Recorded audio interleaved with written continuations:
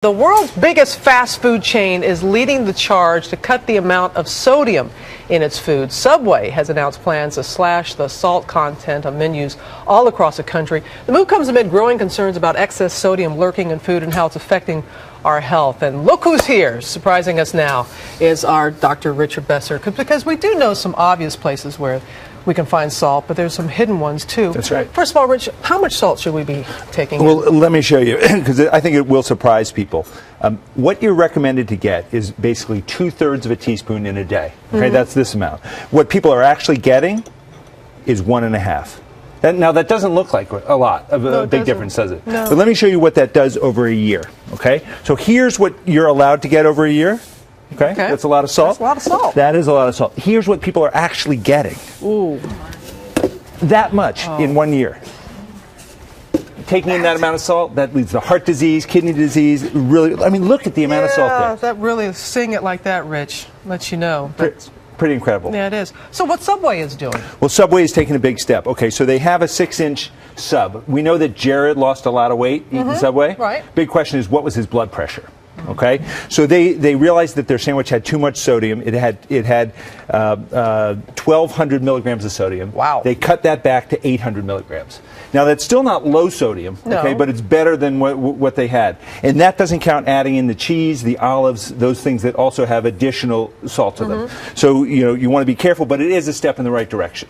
Okay, so it's obvious when you see something like that, that you know that it's probably loaded with sodium. That's right. You have some other dishes here that are a little trickier about determining. So let's start with breakfast. Okay. All right. I'm going to give you two choices. You tell me which one you think has more sodium. All right. All right. So you've got eggs and a bagel, or you have 2 waffles and some tomato juice. Which one do I think? Yeah, which one do you think has more sodium? Well, because of the tomato juice, I know that has a lot. I would say this one has. You are right on the money. Okay, look at the difference there. The one with the tomato juice, 1,200 milligrams of salt. The eggs and the bagel is 380, and it is the tomato juice that does it. 700 milligrams of sodium, half your daily allotment in that small glass of tomato juice. That is so sneaky. It's you sneaky. think you're doing the right thing. That's right. You think nice glass of juice. All right. Beware of that. Okay, so we have breakfast all taken care of. Lunch here. What do we have? Okay, your choices for lunch: cheeseburger and fries. Okay, right. Or a chef salad. Obviously, you're going to think. I know that is, but you're going to think that is because right. of the fries and everything. Yeah. Which one has more All sodium? right, well, let me show you that one. Big difference. Wow, here. I didn't know that big of a difference. The chef salad has twice the amount of sodium as the cheeseburger and fries. And the reason for that is the meats. The deli meats are loaded with sodium. The olives are loaded with sodium. And when I add a little bit of Italian dressing on there, that's an additional 500 milligrams of sodium right there. So you really have to be careful. You think you're doing the right thing having a salad, but you're really not.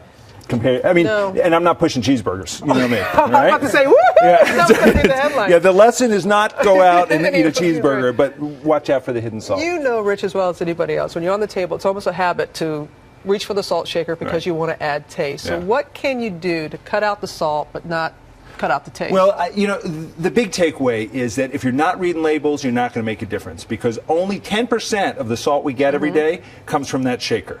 All right? That's it. Only 10%. So you got to read that label and look for the sodium. But when you want to add a little flavor and you don't want to add any sodium, you got some lemon, you got some vinegar, you've got some salt substitutes. Those can add that flavor and not give you that extra sodium. Okay. How about if you want, so some lemon juice like that would give you that? That'll help. All right. Yeah. Thanks a lot. So you're saying we can't have a lot of juice? No.